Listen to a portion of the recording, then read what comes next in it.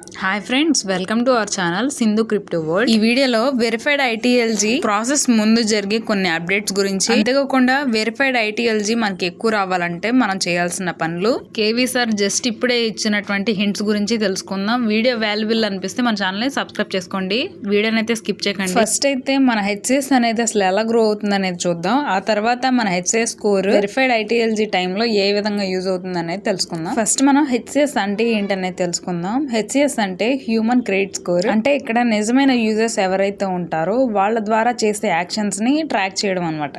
దాన్నే హెచ్సిఎస్ అనేది పిలుస్తారు. ఇక్కడ మనం చేసే ప్రతి మైనింగ్ అనేది వెరిఫైడ్ ఐటీఎల్జీ ఎంత వస్తుంది అనేది మన హెచ్సిఎస్ పాయింట్స్ మీద డిపెండ్ అయి ఉంటుంది అని అయితే చెప్తున్నారు. ఇప్పుడు మనం హెచ్సిఎస్ పాయింట్స్ అనేవి మనకి ఎలా వస్తాయి అనేది అయితే ఫస్ట్ చూద్దాం. హెచ్సిఎస్ పాయింట్స్ వచ్చేసి మనకైతే యాప్ లో రెగ్యులర్ గా మైనింగ్ చేయడం వల్ల రావడం అయితే జరుగుతుంది. సెక్యూరిటీ సర్కిల్ వాడటం వల్ల జరుగుతుంది. ఇంకా యాప్ స్టోర్ లోని మినీ యాప్స్ కూడా యూజ్ చేయడం వల్ల, అంటే గేమింగ్స్ ఏవైతే ఉంటాయో స్పిన్ కి సంబంధించి ఇలా మినీ యాప్స్ ఏవైతే ఉంటాయో అవి వాడటం వల్ల కూడా మన హెచ్సిఎస్ అనేది పెరుగుతుంది. ఇంకా అంతేకాకుండా ఐటీఎల్ఎక్స్ సూపర్ వ్యాలెట్ లో మనం ట్రేడింగ్ కానీ స్వాపింగ్ కానీ చేయడం వల్ల చాలా బాగా గ్రో అవుతుంది అని అయితే చెప్తున్నారు.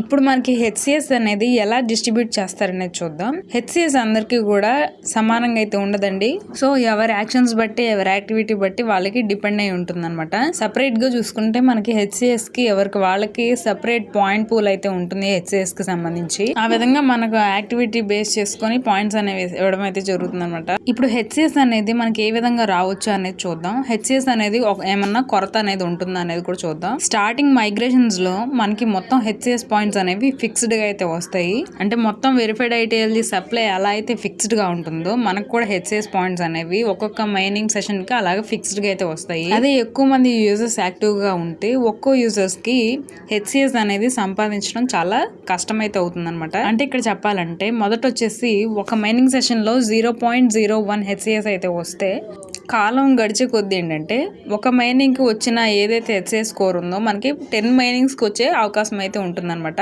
సో దానివల్ల హెచ్సిఎస్ పూల్ అనేది తగ్గుతూ ఉంటుంది. ఇప్పుడు మీకైతే డౌట్ రావచ్చు, యూజర్స్ పెరుగుతున్న కొద్ది హెచ్సిఎస్ అనేది ఎందుకు తగ్గుతుందని చెప్పేసి. ఎందుకు ఇలా డిజైన్ చేశారంటే నిజమైన యూజర్ కి వాల్యూ అనేది ఇవ్వడానికి అయితే ఈ విధంగా డిజైన్ చేయడం అయితే జరిగింది. ఇంకా ఫేక్ యాక్టివిటీ, స్కామ్స్ ఇవన్నీ కూడా తగ్గించడానికి కూడా డిజైన్ చేశారు. ఇంకా వెరిఫైడ్ ఐటీఎల్జీకి నిజమైన వాల్యూస్ అనేవి రావడానికి అయితే బ్యాకప్ అయ్యేలాగా కూడా ఇలాగైతే హెచ్సిఎస్ ని తగ్గించేటటువంటి డిజైన్ అయితే చేశారని అయితే చెప్తున్నారు. సో మనకి హెచ్సిఎస్ అయితే కాలం గడిచే కొద్దీ తగ్గుతుందని అయితే అర్థమైంది కదా. ఇప్పుడు మనకు వచ్చినటువంటి కేవీ సార్ పోస్ట్ గురించి అయితే తెలుసుకుందాం. ఈ పోస్ట్ లో వెరిఫైడ్ ఐటీఎల్జీ అనేది ఎక్కువ రావాలంటే మనం చేయాల్సినటువంటి కొన్ని వర్క్స్ గురించి అయితే చెప్పారు. ఇది ఐటీఎల్జీ వెరిఫికేషన్ ముందు జరిగేటటువంటి ఒక పెద్ద అప్డేట్ అని చెప్పుకోవాలి. సార్ మనకి ఏం చెప్తున్నారంటే ఇప్పటి నుంచి కూడా చాలా ఇంపార్టెంట్ గా అయితే ఉంటుంది, ఇప్పటి నుంచి చాలా కీలకమైంది అని అయితే చెప్తున్నారు. అంటే కొన్ని వర్క్స్ అయితే వీళ్ళు ట్రాక్ అనేది చేస్తారు అని అయితే చెప్తున్నారు. సింపుల్ గా ఇక్కడ స్టార్టింగ్ మనకు ఒక విషయం అయితే చెప్తున్నారు. హ్యూమన్ నోడ్ హెల్త్ అనేది మెరుగ్గా ఉంటే మీ వెరిఫికేషన్ ప్రాసెస్ లో మీకు ప్రియారిటీ ఎక్కువగా ఉంటుంది అని అయితే చెప్పారనమాట. సింపుల్ గా అంటే మన టోకెన్స్ అనేవి త్వరగా వెరిఫై ఛాన్సెస్ అనేవి ఎక్కువగా అయితే ఉంటాయి అని అయితే చెప్తున్నారు. ఇప్పుడు ఇంటర్లింక్ లో ఐటీఎల్ గురించి, ఐటీఎల్జీ గురించి అయితే కేవీ సార్ చెప్తున్నటువంటి కొన్ని విషయాలు ఏంటంటే, ఐటీఎల్జీ అంటే ఏంటంటే ఇంటర్లింక్ ఎకోసిస్టమ్ లోపల టోకెన్ అన్నమాట. అంటే ఇది యూటిలిటీస్ కోసం చాలా బాగా యూజ్ అయ్యే టోకెన్. యూటిలిటీస్ అంటే పేమెంట్స్, ట్రాన్సాక్షన్, షాపింగ్ కి యూజ్ అయ్యేవి. యూటిలిటీస్ అంటే మనం షాపింగ్ చేసుకోవడానికి, ఇంకా ట్రాన్సాక్షన్స్ క్యూఆర్ కోడ్ ద్వారా చేసుకోవడానికి అయితే చాలా బాగా యూజ్ అయ్యే టోకెన్ ని ఇక్కడ చెప్తున్నారు ఐటీఎల్జీ అనమాట. ఇప్పుడు ఐటీఎల్ గురించి ఏం చెప్తున్నారంటే పేమెంట్స్ కి సంబంధించి కావచ్చు, గ్యాస్ ఫీస్ కి చాలా బాగా యూజ్ అయ్యేది, ట్రేడింగ్ కూడా చేసుకోవచ్చు. సో మనకి ఇక్కడ మెయిన్ హీరో ఎవరంటే ఐటీఎల్జీ అనే అనమాట. ఎందుకంటే ఐటీఎల్జీ నుంచే ప్రతి ఐటీఎల్ కూడా వస్తుందని అయితే చెప్తున్నారు. ఇప్పుడు టెక్నికల్ విజన్ అనేది ఏ విధంగా అయితే ఉందని అయితే చెప్తున్నారు అనమాట. ఐటీఎల్జీ ప్లస్ ఐటీఎల్ డిజైన్ ఎలాగ చేశారు అనేది చూసుకుంటే బిట్ కాయిన్ రేంజ్ లో లాగైతే వాల్యూ అనేది స్టోర్ అయ్యే విధంగా అయితే చేయడం జరిగిందని అయితే చెప్తున్నారు. అంతేకాకుండా ఎథీరియం లాగా కూడా ఉండే విధంగా అయితే డిజైన్ చేస్తారని అయితే చెప్తున్నారు. సో ఏ విధంగా మనకి ఆ ప్రైస్ అనేది పెరుగుతుంది అనేది మనం అయితే గమనించాలి ఇక్కడ. ఇంకంతేకాకుండా వీటి యొక్క ఫ్యూచర్స్ చూసుకుంటే స్ట్రాంగ్ ఎసెట్ రిజర్వ్ గా కూడా ఉంటాయి అనమాట. ఐటీఎల్ గానీ ఐటీఎల్జీ గానీ స్టేకింగ్ లో పెట్టుకోవడానికి చాలా బాగా యూజ్ అవుతాయి. ఇంకంతేకాకుండా ఫాస్ట్ ట్రాన్సాక్షన్స్ కూడా చాలా బాగా యూజ్ అవుతాయి. రియల్ వరల్డ్ పేమెంట్ ట్రాన్సాక్షన్స్ కూడా యూజ్ అవుతాయని అయితే చెప్తున్నారు. ఇప్పుడు మనకి నెక్స్ట్ ఫేజ్ అనేది ఏంటనేది అయితే చెప్తున్నారు. ప్రైవేట్ మైన్ నెట్ వైపు ఈ టోకెన్స్ అనేవి వెళ్తున్నాయని అయితే చెప్తున్నారు. ఓటీసీకి ముందు వచ్చే ఫైనల్ అప్డేట్స్ లో చాలా ముఖ్యమైనటువంటి వివరాలు ఉన్నాయని అయితే చెప్తున్నారు అనమాట. అసలైన వీడియో అయితే ఇప్పటి నుంచి స్టార్ట్ అయిందండి. కేవీ సార్ అయితే మ్యాటర్ లో మనకి విషయాలు అయితే చెప్పలేదు, ఎందుకంటే ఇమేజ్ అనేది ఒకటి ఇచ్చారు. ఆ ఇమేజ్ లో మీకు హింట్స్ మొత్తం కూడా అక్కడే ఉంటాయని అయితే చెప్తున్నారు. ఇప్పుడు నేను క్లియర్ అండ్ క్లారిటీగా మీకు ఆ ఇమేజ్ లో ఏమేమి విషయాలు ఉన్నాయనేది చెప్తాను.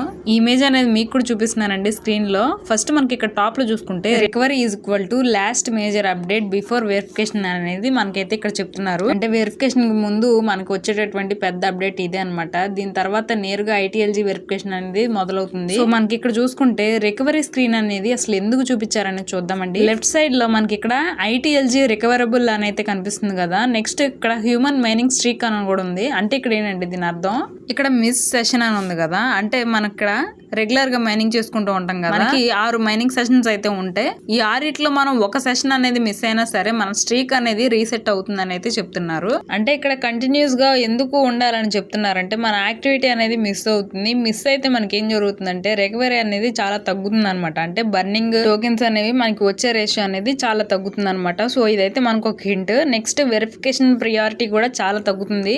సో బిఫోర్ లిస్టింగ్ మనకైతే వెరిఫికేషన్ ప్రాసెస్ అనేది జరుగుతుంది కదండి, దాంట్లో ప్రియారిటీ కావాలంటే మనం మైనింగ్ సెషన్స్ అనేవి 6 కంప్లీట్ చేసే విధంగా అయితే చూసుకోవాలి. నెక్స్ట్ థర్డ్ పాయింట్ ఏంటంటే హ్యూమన్ మైనింగ్ స్ట్రీక్ అని ఉంది కదా ఇక్కడ ఈ ఇమేజ్ లో. దీనికి అర్థం ఏంటంటే వెరిఫికేషన్ అనేది ప్రియారిటీ. ఇక్కడ మనకు ఇంకొక హింట్ కూడా ఇస్తున్నారు. 2 క్లైమ్ సెషన్స్ మనం కనుక కంప్లీట్ చేస్తే మనకి ఇక్కడ 990 ఐటీఎల్జీ వరకు కూడా అన్లాక్ అవుతాయని అయితే చెప్తున్నారు. అంటే ఇంకా కొంచెం కంటిన్యూ చేసామనుకోండి ఎక్కువ ఐటీఎల్జీ అనేది రికవరీ చేయగలమని అయితే చెప్తున్నారు అనమాట. సో ఇది మొత్తం కూడా రికవరీ ప్రాసెస్ గురించి అయితే మనకి హింట్స్. సో సింపుల్ గా మనం ఏం అర్థం చేసుకోవాలంటే హ్యూమన్ నోడ్ హెల్త్ అనేది అంటే మన మైనింగ్ సెషన్స్ అనేవి యాక్టివ్ గా ఉంటే రేపు జరిగేటటువంటి వెరిఫికేషన్ ప్రాసెస్ కూడా చాలా బాగా ఉంటుందని అయితే చెప్తున్నారు. మనకి ప్రియారిటీ కూడా ఎక్కువగా అయితే ఉంటుంది. నెక్స్ట్ ఇంకొన్ని హింట్స్ గురించి చూసుకుంటే ఇక్కడ రైట్ సైడ్ లో చూసుకుంటే వెరిఫైడ్ ఐటీఎల్జీ ఉంది కదా, ఇది చాలా పెద్ద హింట్ అనమాట. అంటే ఇక్కడ ఏంటంటే ఇక్కడ వెరిఫికేషన్ అనేది ఒక బటన్ క్లిక్ అయితే కాదు, ఇక్కడ 3 స్టెప్స్ అయితే ఉంటాయని అయితే చెప్తున్నారు. అంటే ఇక్కడ ఏంటంటే ఐటీఎల్జీ అనేది వెరిఫై చేసే ముందు ఐటీఎల్జీ మనం ఇక్కడ